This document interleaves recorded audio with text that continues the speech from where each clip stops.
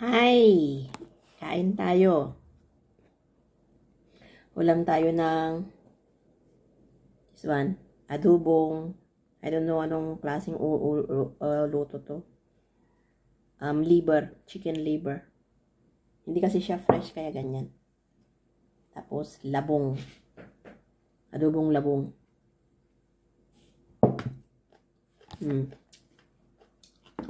Yung kanin ko frozen.